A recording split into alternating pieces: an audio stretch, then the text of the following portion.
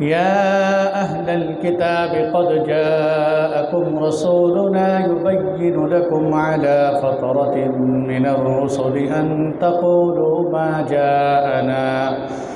جاءنا من بشير ولا نذير فقد جاءكم بشير ونذير والله على كل شيء قدير الله العلي العظيم۔ الحمدللہ ہماری سورہ مائدہ چل رہی ہے، اس میں عیسائیوں کا، یہودیوں کا، اہل کتاب کا مسلسل تذکرہ چلتا آ رہا ہے۔ اب اسی سلسلے کی ایک کڑی کو اللہ تعالیٰ آگے بڑھا رہے ہیں۔ وقالت الیہود والنصارى، قالت الیہود یہودیوں نے کہا، والنصارى عیسائیوں نے کہا۔ کیا کہا دونوں نے مل کر؟ نحن ابناء اللہ و احباء، ابناء اللہ کہ ہم اللہ کے بیٹے، و احباء اور ہم اللہ کے محبوب ہیں، پسندیدہ ہیں۔ قل یعنی جب ہم اللہ تعالیٰ کے محبوب ہو گئے، پسندیدہ ہو گئے، اب اللہ تعالیٰ ہمیں کہاں سزا دے گا؟ آپ صلی اللہ علیہ وسلم کو اللہ تعالیٰ نے فرمایا، قل کہہ دیجئے ان کی اس بات کے جواب میں، فَلِمَ يُعَذِّبُكُم بِذُنُوبِكُم، لیما کہتے ہیں کیوں، يُعَذِّبُكُم کیوں اللہ تعالیٰ تمہیں عذاب دیتے ہیں، بِذُنُوبِكُم تمہارے گناہوں کی وجہ سے۔ یعنی اگر تم اللہ کے لاڈلے ہو، اللہ کے محبوب ہو، تو محبوب کو تو تکلیف نہیں دی جاتی، پھر اللہ تمہیں کیوں سزائیں دے رہے ہیں؟ بل انتم بشر ممن خلق، اصل بات یہ ہے کہ تم اللہ کے پسندیدہ نہیں، بل انتم بشر، بلکہ تم ایک انسان ہو اس کی مخلوق میں سے، اس کی مخلوق میں جس طرح باقی سب انسان برابر ہیں تم بھی برابر ہو۔ یغفر لمن یشاء، وہ جس کو چاہے بخش دے، ویعذب من یشاء اور جس کو چاہے سزا دے دے۔ وَلِلَّهِ مُلْكُ السَّمَاوَاتِ وَالْأَرْضِ وَمَا بَيْنَهُمَا، آسمانوں کی بادشاہت، زمینوں کی بادشاہت، آسمان و زمین کے بیچ میں جو کچھ ہے یہ سب کی سب اللہ کا ہے۔ وَإِلَيْهِ الْمَصِيرُ اور ہم سب نے اسی کی طرف لوٹ کر جانے، اسی کی طرف جانے۔ تو اب یہاں ایک اگلی آیت بھی سن لیں، پھر انشاءاللہ پوری تفسیر آپ حضرات کے سامنے رکھتے ہیں۔ آگے اللہ تعالیٰ فرماتے ہیں، یا اہل الکتاب، اے کتاب والو، یہودیوں اور عیسائیوں، قد جاءکم رسولنا، ہمارے پیغمبر تمہارے پاس آ چکے ہیں، یبین لکم علی فترۃ من الرسل، فترہ دو نبیوں کے بیچ میں جو زمانہ ہوتا ہے نا، جس میں کوئی نبی نہ آیا ہو، خالی زمانہ، اس کو فترت کہتے ہیں۔ یاد رکھنا چاہیے، فترت، زمانہ فترت کی بات ہے، کتابوں میں اکثر لکھا ملتا ہے، پھر بندے کو سمجھ نہیں آتا، تو فترہ کہتے ہیں عیسیٰ علیہ السلام اور اللہ کے نبی کے بیچ کا جیسے زمانہ ہے۔ تو یہ پیغمبر تمہارے اوپر کھول کھول کے بیان کرتے ہیں اس زمانے میں جس میں رسول کوئی نہیں آیا۔ ان تقولوا ما جاءنا من بشیر ولا نذیر، یہ تمہیں کھول کھول کے اس لیے بیان کرتے ہیں کہ کہیں تم قیامت کے دن یہ نہ کہو کہ ہمیں کوئی خوشخبری سنانے والا اور ڈرانے والا نہیں آیا ہمارے پاس۔ فقد جاءکم بشیر ونذیر، تحقیق پکی بات ہے تمہارے پاس خوشخبریاں سنانے والا بھی آ چکا ہے، ڈرانے والا بھی آ چکا ہے۔ واللہ علی کل شیء قدیر، اور اللہ تعالیٰ ہر چیز پر قدرت رکھنے والے۔ اب یہاں میرے دوستو سمجھنے کی بات یہ ہے کہ یہودی اور عیسائیوں کو اللہ کے نبی صلی اللہ علیہ وسلم نے بہت سمجھایا کہ تم میرے اوپر ایمان لے آؤ، ایمان لے آؤ، مان جاؤ، تم مانتے ہو کہ میں اللہ کا سچا نبی ہوں، نہیں مانو گے تمہیں جہنم کی سزا ملے گی۔ آگے اللہ تعالیٰ نے بڑی سزائیں رکھی ہیں مرنے کے بعد۔ تو یہ آگے سے بدبخت کہتے، اے نبی جی ہمیں عذاب سے نہ ڈراؤ، ہمیں سزاؤں سے نہ ڈراؤ کہ آگے جہنم آئے گی، عذاب ہوگا، ہم تو اللہ کے چہیتے لاڈلے لوگ ہیں، اللہ ہم سے بڑی محبت کرتے ہیں، اور جس کسی کو کسی سے محبت ہو وہ اس کو تھوڑی تکلیف دے گا۔ اور آج بھی یہ عقیدہ بہت زیادہ پایا جاتا ہے، کیا جی؟ یہ تو جی اللہ کے بہت قریب ہے۔ اچھا بھئی اللہ کے قریب کیسے ہیں؟ کپڑے اس کے پورے نہیں، داڑھی اس کے چہرے پہ نہیں، نماز وہ نہیں پڑھتا، سنت کے موافق زندگی اس کی نہیں، یہ پہنچی ہوئی ہستی، یہ پہنچی ہوئی ہستی کہاں پہنچ گئی بھائی یہ نہیں پتہ۔ اگر کوئی کہے نا یہ پہنچی ہوئی سرکار ہے تو پوچھ لینا چاہیے سرکار کہاں پہنچ گئے، جنت میں یا جہنم میں؟ اب دو ہی رستے، پہنچی ہوئی سرکار، اور جس کے ماشاءاللہ پاکستان میں آدھے کپڑے اتر جائیں وہ آدھی پہنچی ہوئی سرکار، جس کے پورے اتر جائیں وہ پوری پہنچ جاتی ہے۔ تو یہ جی نماز نہیں جی، ان کو نماز، یہ تو اللہ کے بہت قریب ہیں، نماز دل میں پڑھ لیتے ہیں، اور نماز تو دل میں پڑھتے ہو، روٹی منہ سے کھاتے ہو، روٹی دل سے کیوں نہیں کھاتے؟ کمال کی بات ہے۔ ایک بندہ یہاں بیٹھ کے اچھا پھر کہتے ہیں تم تو یہاں مسجد میں نماز پڑھتے ہو، ہم تو مدینے میں نمازیں پڑھتے ہیں۔ اور بھائی تم تو یہاں تھے، مدینے میں کیسے پڑھ لی؟ کہنے لگا وہ پہنچے ہوئے لوگ ہیں، یہاں بیٹھے ہیں وہ مدینے پہنچ جاتے ہیں، تو یہاں سے مدینے نماز پڑھ لیں۔ تمہاری اپروچ یہاں پاکستان سے بیٹھ کے مدینے میں ہے، باورچی خانے تک، کچن تک نہیں ہوتی اپروچ کہ روٹی خود بخود آئے اور اندر چلی جائے، یہ کچن تک اپروچ نہیں ہو رہی اور مدینہ منورہ تک ہو رہی۔ ایسی ایک پہنچی ہوئی ہستی کی ایک آدمی نے دعوت کی اپنے گھر، موضوع چھڑ گیا، ایک آدمی نے اپنے گھر میں دعوت کی، انہوں نے دیکھا کہ پیر صاحب ہر دفعہ کہتے ہیں کہ میں بہت پہنچا ہوا ہوں، اس دفعہ چیک کرتے ہیں کہ کتنا پہنچے ہوئے ہیں۔ تو اس نے بریانی بنا کے نیچے ساری چکن کی تہہ نیچے لگا دی، اوپر چاول چاول چاول چاول۔ اب پیش کیے محترم مخدوم کی خدمت کے اندر، جب پہنچے تو دیکھا وہ چاول کھا رہے ہیں، بوٹی نہیں کوئی بھی آ رہی نیچے سے۔ وہ کہتا ہے شرم نہیں آتی؟ بڑوں کو پیروں کو کھانا کھلاتے ہو اور کھانا کھلاتے وقت گوشت بھی تم جو ہے وہ کھانے کے اندر نہیں ڈالتے، بس ایسے ہی دعوت کر دیتے ہو۔ جب خوب غصے ہوا نا، اس نے بھی پھر چپل اٹھا لی، اس نے کہا پیر صاحب بڑے گیڑے دے لیا آپ نے ہمیں، یہ بریانی کے نیچے تمہیں لگی ہوئی چکن کی تہہ نظر نہیں آ رہی اور تو کہتے ہیں مجھے دیوار کے پیچھے ہر کچھ نظر آتا ہے، تمہیں اپنی تھالی میں تو کچھ نظر نہیں آ رہا۔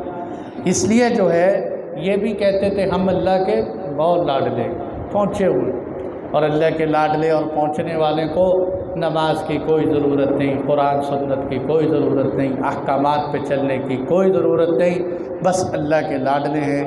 یہ دھوکہ ہے، یہ فراڈ ہے، یہ فریب ہے، یہ شیطان انسان کے دماغ میں ڈالتے ہیں۔ بلکہ اللہ معاف کرے اگر ان لوگوں سے نماز کی بات کریں، کئی دفعہ الحمدللہ ہمارا تو ذہن بن گئے، ہم پیروں کے منکر نہیں، ہمارے اولیاء میں بڑے بڑے پیر ہیں، بڑے بڑے حضرات ہیں جو باقاعدہ بیعت کرتے ہیں، ہم ان سے بیعت لیتے ہیں اور ہم ان کو سمجھتے ہیں کہ واقعی یہ مرشد ہیں، مربی ہیں۔ لیکن بات یہ ہے کہ ہم تو جو ہمارا پیمانہ ہے وہ کیا ہے کہ جب ہمیں کوئی کہتا ہے کوئی پہنچا ہوا ہے تو ہم تو اس کی زندگی دیکھتے ہیں، اگر سنت کے موافق کو ہم کہتے ہیں آپ کے جوتے بھی ہمارے سروں پر۔ لیکن اگر کوئی یہ کہے، ہمیں نہیں کم از کم دھوکہ دے سکتا کہ ہمیں کوئی کہے کہ بڑا پہنچا ہوا ہے، یہ رات کو دن کر دیتا ہے، دن کو رات کر دیتا ہے، یہ ہوا میں اڑ جاتا ہے، یہ کوئلوں پہ دوڑ لیتا ہے، اور وہ سنت کے خلاف ہو تو اللہ کی قسم فوراً ذہن جاتا ہے کہ یہ کوئی پرلے درجے کا شیطان ہے۔ اس لیے ہمیشہ بات کیا ہے؟ اطاعت، اللہ اور اللہ کے رسول کی اطاعت۔ سب سے بڑے پیر، سید الپیر اور اس پوری کائنات کی سب سے بڑی ہستی وہ امام الانبیاء حضرت محمد صلی اللہ علیہ وسلم ہے۔ جو آپ کے نقش قدم پہ چلے وہی ہمارے لیے اتباع کے قابل ہے۔ تو یہودی اور عیسائی کہتے تھے ہم اللہ کے پسندیدہ۔ اب جو جواب میں اللہ کے نبی نے بات کی ہے کہ اے نبی جی آپ کہہ دیجئے کہ اگر آپ اللہ کے پسندیدہ ہو یہ بتاؤ کہ اللہ تمہیں سزائیں کیوں دے رہے ہیں؟ یہ سزا سے مراد آخرت کی سزا نہیں، وہ تو ملنی ہی ملنی۔ دنیا کی سزا کے اعتبار سے یہودیوں کا سلسلہ ایسا ہے کہ یہودیوں کو اللہ تعالیٰ نے اس دنیا کے اندر بھی بڑی سزا کا نشانہ بنایا۔ 2000 سال تک تقریباً یہودی پٹتے ہی رہے، مار پڑیے۔ یعنی کہ آپ اندازہ کر لیں کہ حضرت عیسیٰ علیہ السلام کو جب آسمان پر اٹھایا گیا، حضرت عیسیٰ علیہ السلام کے اٹھائے جانے کے ٹھیک 70 سال بعد انہوں نے کیا کیا کہ یہودیوں نے رومیوں سے ٹکر لے لی۔ رومیوں سے، جو اس وقت کے رومن امپائر تھی، وہ ابھی عیسائی بھی نہیں تھی، کوئی مسلک نہیں تھا، وہ یہودیوں کے بھی خلاف تھے، عیسائیوں کے بھی خلاف۔ رومن امپائر کے خلاف غداری کی تو رومن امپائر کا جنرل تھا جس کا نام تھا ٹائٹس۔ 70 عیسوی میں پھر ٹائٹس نے جو ان کی پیٹائی لگائی کہ ایک دن کے اندر 1,33,000 یہودیوں کو یروشلم میں قتل کر دیا۔ 1,33,000 یہودی۔ یروشلم جانتے ہو، یہ مسجد بیت المقدس کا نام یروشلم بھی ہے۔ یروشلم کے اندر 1,33,000 یہودی قتل کر دیے، اور ساتھ ساتھ اس نے کہہ دیا کہ آج کے بعد یہودی یہاں مجھے اس شہر کے اندر نظر نہیں آنے چاہیے، دفع ہو جاؤ، یہاں سے نکل جاؤ۔ ہیکل سلیمانی، ہیکل کہتے ہیں عبادت خانے کو جو حضرت سلیمان علیہ السلام کا بنایا ہوا تھا، تو وہ جو ہے انہوں نے وہ بھی گرا دیا۔ اب بھی یہودیوں کی جو لڑائی ہے نا مسلمانوں سے، وہ دھوکہ یہی دیتے ہیں کہ یہ انہوں نے مسجد بنا رکھی ہے، اس کے نیچے ہیکل سلیمانی چھپا ہوا ہے۔ جس دن وہ ہیکل سلیمانی باہر نکل آیا، اس دن ہمارا ایک امام آئے گا جو ہیکل پہ بیٹھے گا اور پوری دنیا پہ ہماری حکومت ہوگی۔ اس سے مراد کانا دجال ہے جو ہیکل سلیمانی پہ بیٹھے۔ ہماری نظر میں دجال وقت کا کانا اور بدماش ہوگا، ان کی نظر میں ان کا ہیرو دجال ہے۔ تو یہ فرق ہے، یاد رکھنا۔ دجال کا وہ بھی انتظار کر رہے ہیں اور دجال کا ہم بھی انتظار کر رہے ہیں۔ ہمیں اللہ کے نبی نے اس سے پناہ سکھائی ہے اور وہ اس کو اپنا رئیس اور تاج اور سردار مان رہے ہیں۔ تو یہ دجال کانا جو ہے وہ ہیکل سلیمانی پر بیٹھے گا۔ تو بہرحال اس نے رومن امپائر ٹائٹس جو تھا، اس نے ان کا ہیکل سلیمانی بھی گرا دیا، یہودیوں کو باہر نکال دیا کہ تم دفع ہو۔ اب یہ کیا کیا، کوئی یورپ چلا گیا۔ اب یہ بات یاد رکھنے کی اچھی طرح، یورپ چلا گیا، کوئی ایشیا چلا گیا، کوئی افریقہ چلا گیا، کوئی مدینہ منورہ میں آ کے یہودی بس گئے۔ اس کو کہتے ہیں یہ ڈایاسپورا۔ ڈایاسپورا کا مطلب منتشر ہونے کا زمانہ۔ یہ وہ زمانہ ہے کہ جس میں ہمارا یروشلم ہم سے چھن گیا اور ہم پوری دنیا میں بکھر گئے، تو یہ ڈایاسپورا کا زمانہ۔ اچھا، اب کوئی کہاں، کوئی کہاں، کوئی کہاں، تو یہ چلتے چلاتے آپ یہ اندازہ کریں کہ یہ تقریباً 300 سال تک یہی ترتیب رہی۔ 300 سال کا جب عرصہ گزرا تو پھر کیا ہوا کہ رومن امپائر جو تھا، قسطنطین اعظم، وہ عیسائی ہو گئے۔ قسطنطین جو تھا، وہ جو رومیوں کا بڑا بادشاہ تھا، وہ عیسائی ہو گئے۔ اب یہاں مسئلہ بڑا خطرناک ہو گیا۔ یہودیوں کو پہلے بھی مار پڑ رہی تھی، اب عیسائیوں سے مار پڑنے کے لیے ان کو اور موقع مل گیا کہ حکومت ان کی آ گئی، اور یہودیوں نے اپنے عقیدے کے موافق عیسیٰ علیہ السلام کو قتل کیا ہوا، اور عیسیٰ علیہ السلام کو عیسائی خدا کا بیٹا مانتے تھے، تو اس لیے اب ان کو بدلہ لینے کا موقع مل گیا۔ اب انہوں نے جو ہے ان کو خوب مارا، شہروں میں آنا بند کر دیا اور یہ کہہ دیا تم الگ رہو۔ یہودیت کا نام لینا اس وقت گالی بن گئی۔ اسی کو قرآن کہتا ہے وَأَغْرَيْنَا بَيْنَهُمُ الْعَدَاوَةَ وَالْبَغْضَاءَ، ہم نے یہودیوں اور عیسائیوں کے اندر آپس میں دشمنی اور نفرت پیدا کر دی، ایک دوسرے کو مار رہے ہیں خوب۔ اچھا، چلتے چلاتے 571 عیسوی میں اللہ کے نبی دنیا میں تشریف لے آئے۔ 610 عیسوی کے اندر آپ کو نبوت مل گئی۔ گویا کہ عیسیٰ علیہ السلام میں اور اللہ کے نبی میں 600 سال کا فاصلہ ہے۔ اس 600 سال کے فاصلے کو فترت کہتے ہیں، جو ہم نے ابھی پڑھا۔ اس 600 سال کے عرصے میں کوئی بیچ میں نبی نہیں آیا۔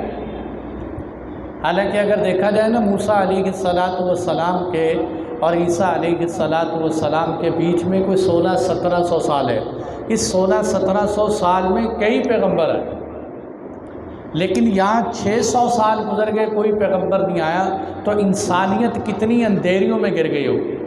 اور آپ صلی اللہ علیہ وسلم ان اندھیروں کے اندر، کیونکہ جب کسی قوم سے پیغمبر اٹھ جاتے ہیں تو وہ قوم پیچھے بہت دور نکل جاتی ہے۔ جو قوم وحی کے زمانے سے جتنی دور ہوتی ہے وہ ہدایت سے بھی اتنی دور ہو جاتی ہے۔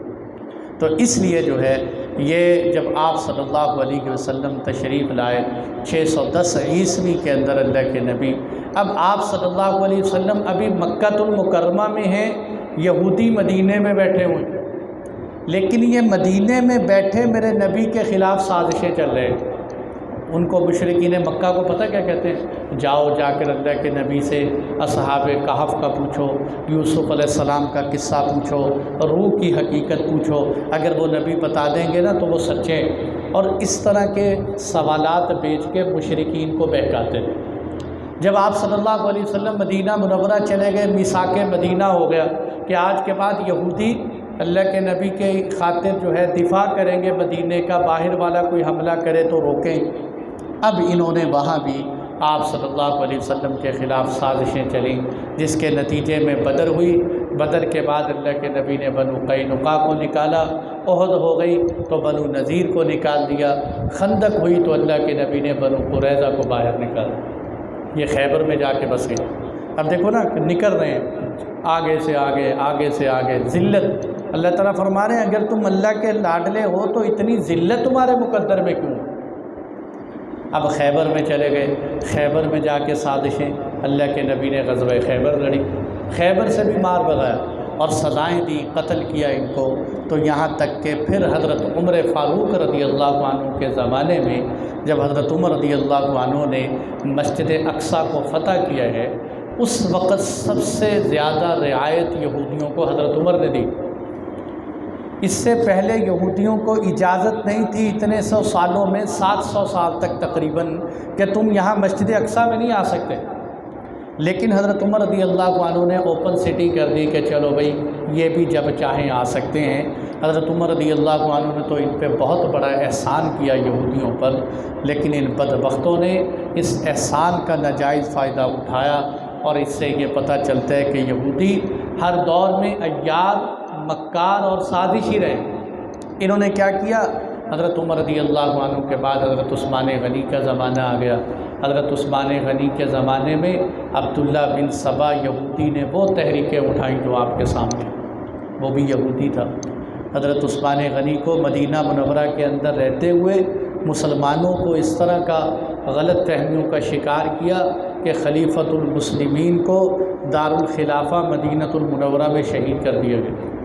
یہ عبداللہ بن سبا یہودی تھا، اس نے یہ سازش کی۔ تو یہ بہرحال اس طرح چلتے چلاتے یہ سازشیں چلتی رہیں، یہاں تک کہ وہ وقت آیا کہ جب طارق بن زیاد نے اسپین فتح کی۔ اسپین میں عیسائی تھے، سارا عیسائیوں کے پاس تھا، اور عیسائی ان کو یہودیوں کو بہت مارتے تھے۔ تو یہودیوں نے مسلمانوں کو کہا کہ ہم تمہیں کوئی رستے بتاتے ہیں، ہمارے اوپر احسان کرنا۔ اسپین میں داخلے کے لیے طارق بن زیاد کو رستے دکھائے تو اللہ نے اسپین فتح کر دیا۔ مسلمانوں نے یہودیوں کو بہت رعایت دی کہ چلو یہ اہل کتاب ہیں، کوئی بات نہیں۔ لیکن ان ظالموں نے وہاں جہاں مسلمانوں کو تنگ کیا، اب عیسائیوں کے سینے میں چھرا گھونپ دیا، اور انہوں نے کیا کیا؟ عیسائیوں کو دو طبقوں میں تقسیم کر دیا، کیتھولک اور پروٹیسٹنٹ، ان کو دونوں کو الگ الگ بنا دیا۔ اب ہمارے پاکستان میں بھی آپ دیکھ لیں، ان کے الگ الگ چرچ ہیں، کیتھولک کے الگ ہیں، پروٹیسٹنٹ کے الگ ہیں۔ تو ان کو کیتھولک، آرتھوڈکس، یہ دونوں الگ الگ جو ہے تقسیم کر دی یہ یہودیوں نے۔ تو بہرحال ایک لمبی تاریخ ہے۔ تو سب بات یہ ہے کہ اگر بھئی اللہ کے لاڈلے ہو تو اتنی ذلت میں کیوں پڑے ہوئے؟ اس لیے میں کہتا ہوں نا، اگر کوئی سڑک پہ بیٹھ کے تمہاری تقدیریں بتا رہے، تمہارا ہاتھ دیکھ کے کہتے ہیں تیرے مقدر صحیح ہیں، تیرے مقدر خراب ہیں، تجھے اتنے پیسے ملنے والے ہیں، تیرے اتنے جانے والے ہیں، تیرا رشتہ ہوگا، تیرا رشتہ نہیں ہوگا، طلاق ہو جائے گی، بچے ہوں گے، وہ لکیریں دیکھ دیکھ کے بتا، تو بھائی اس کو کہے کہ خدا کے بندے تو کبھی اپنا ہاتھ دیکھ کے بھی اپنی تقدیر سیٹ کر لے۔ تو سڑک کے کنارے بیٹھا ہوئے، تو فیصلے کر رہے جیپ میں جانے والوں کے، خود فٹ پاتھ پہ بیٹھے ہوئے۔ تو تم اللہ کے اتنے لاڈلے اور پسندیدہ ہو تو خدا کے بندو کم از کم اللہ سے اپنے لیے عزت ہی مانگ لو کوئی تھوڑی سی۔ بل انتم بشر ممن خلق، اللہ نے بڑا واضح ضابطہ بتا دیا کہ اللہ کے ہاں یہ ضابطے نہیں چلتے یہودیوں عیسائیوں ہندوؤں والے کہ یہ اچھوت ہے یہ اچھوت نہیں، بلکہ اللہ کے ہاں سب برابر۔ اصل بات کیا ہے؟ ان اکرمکم عند اللہ اتقاکم، اللہ کے ہاں تو تقوی چلتے ہیں۔ اگر بلال حبشی ہے، رنگت کا کالا ہے، غریب ہے، پاس کپڑے پھٹے پرانے ہیں، لیکن مسلمان ہو گئے، اب سارے مکے کے سردار نیچے کھڑیں گے، بلال حبشی کعبے کی چھت پہ چڑھ کے اذان دیں کہ اللہ کے ہاں رتبہ تقوی کا ہے۔ اسی لیے فرما دیا آگے اللہ نے اپنی قدرت بیان کر دی کہ یہ تو میرے اختیار میں ہے، میں جس کو چاہوں معاف کر دوں، جس کو چاہوں میں سزا دے دوں، بادشاہت میری ہے۔ یہ اللہ نے ایک ضابطہ بتا دیا کہ میں قدرت رکھتا ہوں۔ اسی لیے ہم کہتے ہیں کہ اگر اللہ تعالیٰ چاہیں تو ساری دنیا کو اٹھا کے جہنم میں ڈال دیں، اور اگر اللہ چاہیں تو سارے جہنمیوں کو نکال کے جنت میں ڈال دیں، اس پہ اللہ قادر ہیں۔ لیکن اللہ کا ضابطہ یہ ہے کہ اللہ تعالیٰ فرما برداروں کو ہی سیدھے رستے پہ ڈالتے ہیں، نافرمانوں کو جہنم میں ڈالتے ہیں، ضابطہ۔ اور قدرت اللہ کی کیا ہے؟ قدرت اللہ کی یہ ہے کہ جو اسی لیے یہ بات بار بار یاد رکھنے کی ہے، ایک ہے قدرت، ایک ہے نظام زندگی کا ضابطہ۔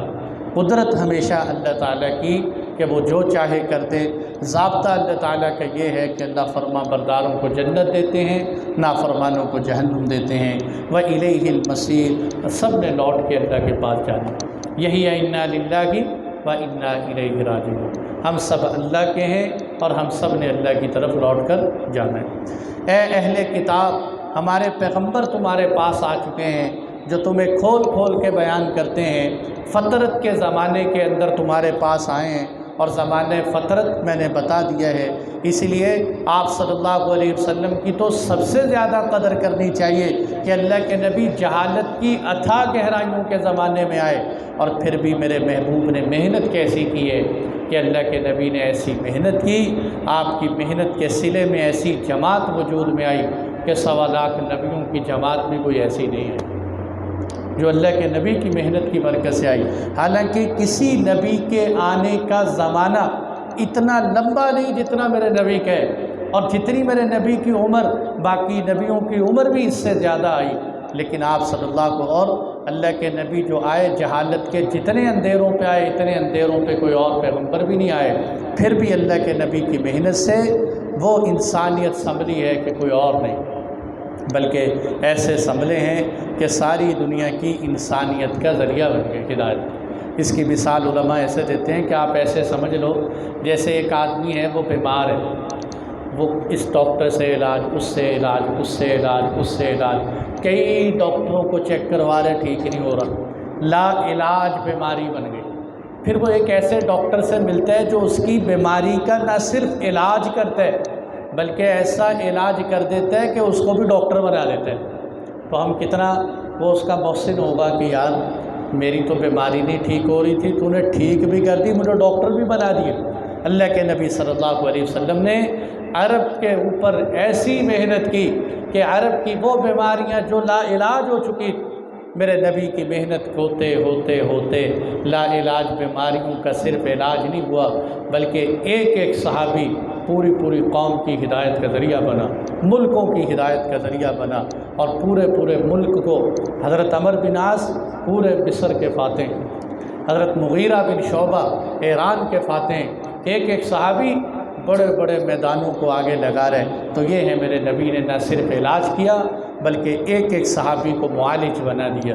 فقد جاءکم، آگے بتا دیا کہ نبی اس لیے آتے ہیں کہ تاکہ حجت تام ہو جائے، کوئی آ کے یہ نہ کہے اور جی مجھے تو پتہ ہی نہیں چلا۔ بھائیو یہ بہت سمجھنے کی بات ہے کہ کہیں دنیا سے جاتے ہوئے یہ بات نہ ہو کہ جی میں بس اندھیرے میں رہ گیا، سمجھ نہیں سکا، پتہ نہیں چلا۔